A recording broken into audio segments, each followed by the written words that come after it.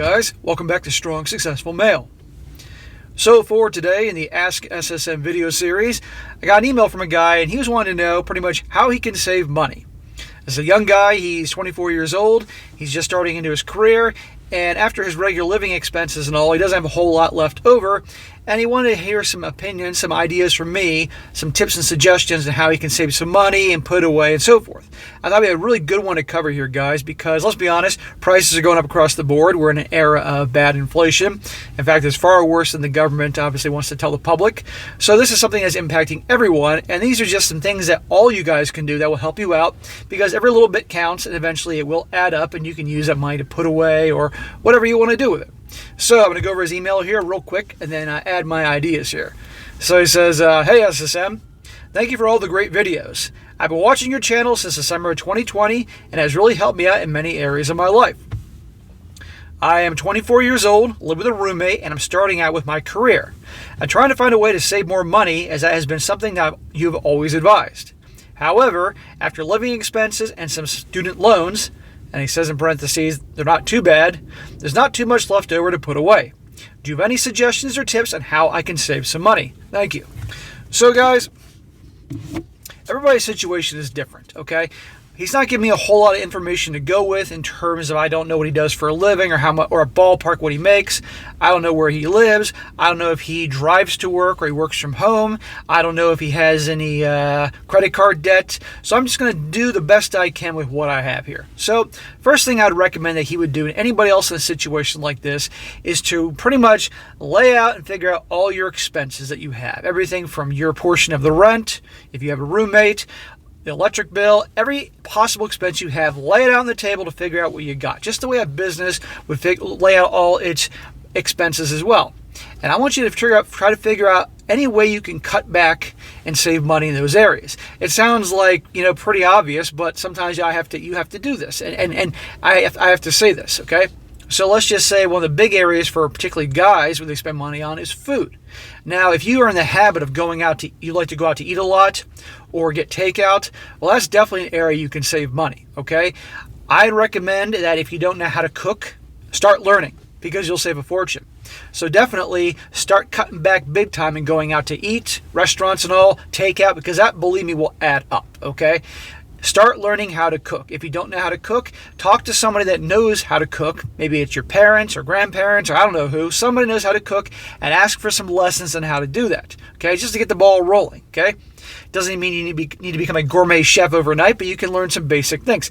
I know people that I got a buddy now that up until recently, this dude pretty much ate every meal out. He spent so much freaking money on going out to eat or takeout is ridiculous. Only now he's starting to have the good sense to actually learn how to cook. But this guy's terrible with money. Good man, but he's terrible with money. So, it took me years to convince him to change his ways. So learn to cook. Okay, you'll save a fortune. And then what I would recommend you do in terms of the grocery shopping, find the best place to go for the best deals. I mean, you don't all have to shop at Whole Foods or some very expensive place. You can go to, obviously, grocery stores with better deals. You'll save a ton of money there. So between going to grocery stores that are cheaper and obviously spending a lot more money on cooking your own food as opposed to going out to eat, right then and there, that's a lot of money you're going to save every month, okay? And also when it comes to shopping for things, food and things you get at the store, if you are flexible in terms of you're not crazy brand loyal, you can look around for good deals. So if you drink soda and you don't care whether you have Coke or Pepsi, I know that's some people can't imagine switching between both brands, but if you don't care, when there's a deal on Coke, get Coke. When there's a deal on Pepsi, get Pepsi. And if there's deals on other types of things you use, whatever it happens to be, look for the deals. Also, don't be afraid to use coupons. There's nothing wrong with using coupons, either for online purchases or also at the grocery store. Who cares, But look around and bargain shop for the everyday things you get all the time, all right? Look for deals. It's not rocket science. If you need to buy something, guys, like clothes or sneakers or whatever it happens to be, look If you can wait, look to see for these different stores have sales or deals online. Always look to pretty much whenever you need to spend money, see if you can find a bargain or a deal somewhere or a coupon. And again, not just with groceries, but with anything across the board, you'll save money there. And sometimes when there's a big, like for instance, perfect example is Black Friday, or Cyber Monday. I know people that literally wait months and months, if not a year, to do the majority of their shopping when there's massive deals going on. They load up on sneakers, they load up on clothes, and they're good for a year. So there's an idea too. Another thing is, if you go to the gym and you happen to be at a certain gym that obviously costs a lot more money, consider replacing that with one of the gyms that are, discount ones like Planet Fitness, $10 a month. And there's other competitors to Planet Fitness like that, but spending $50 to $100 a month at a gym or $10 a month at a Planet Fitness, of course you're not going to have all the equipment you would at a normal gym, but if you're the average guy and you don't need a whole lot of stuff, the giant squat racks and the heavy ass weights, but you just need something to do something, that's an option as well. Another thing is to save money is if you happen to have the daily routine of going out and getting coffee from Dunkin' Donuts or Starbucks, consider, if you're really money's tight or you're really trying hard to save money, consider getting your own coffee maker and making your own coffee from home. You're going to spend a lot more going out every day and getting this from the store than you would if you made it at home. I do this because I do extremely well for myself, and this is a treat to myself, pretty much a few days a week. So that's why I don't cook from home. I don't brew my own coffee at home. There's an idea.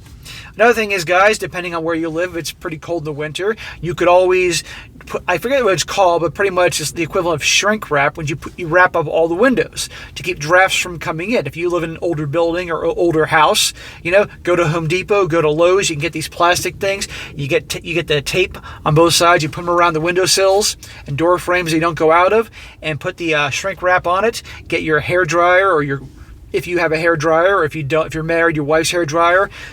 Warm it up, and that will help keep the drafts out that keep your heating bill or electric bill down. Ideas there. In the winter, if lower the temperature. Okay, you don't need to have it so hot in the house that you can pretty much walk around in shorts and a t-shirt. Lower the temperature and then just bundle up a little bit more. You'll save money there. At nighttime, I like being cold. When I sleep at night, my room is usually about 63 degrees. So I just have a bunch of blankets on me and I bundle up. I know some people that can't go to sleep unless it's like 72, 73 degrees in their room. I'd be dying in there. There's a way to save money. Just see, guys, a lot of little things you can do that add up. If you drink soda, instead of throwing your cans away or put them in the recycling bin to have the recycling trucks take them away, put them in a separate thing and take them to the grocery store and put them in those things where you can get some cash back. It's not a whole lot, but again, these are little things you can do. And don't feel bad about it, because I know usually people that are homeless tend to do that. Who cares? It's extra money being saved.